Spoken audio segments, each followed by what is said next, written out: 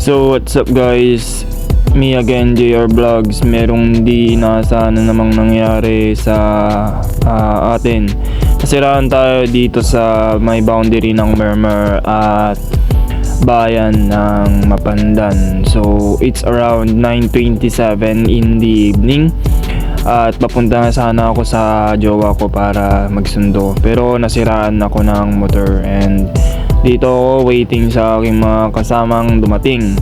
And then dito na nga, dumating na nga sila, kasama niya yung isa pa naming tropa na si Marlon. So thankfully naman at andyan sila na susundo sa akin. So I'm very thankful for that na meron akong ganitong mga kaibigan. So ayun na nga guys, nag-uusap nga kami dito kung sino ang magtutulak nung motor. Ako kasi hindi ako marunong, so I have no choice but to give my motor to my other friend para siya mag-drive. And yung isa naman, which is Rexine, ang magtutulak ng motor. So ayun guys, paalis na din kami dito. Mag-uusap na lang kami kung anong mangyayari, sino bang magdadrive ng motor. So ayan, thankfully talaga andyan sila because it's around 9:27 PM. Buti nga at gising pa sila, nakausap ko pa.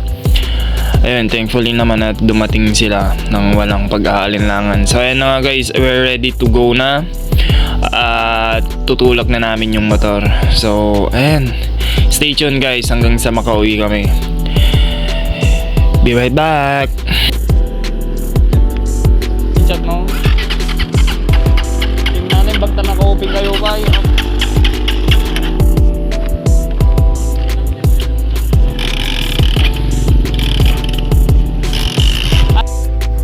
So na guys, tinutulak na nga namin tong motor ko. Kasama ko tong si Marlon, tong driver ko, and then yung isa namang nakasakay sa motor ko is si Rexine.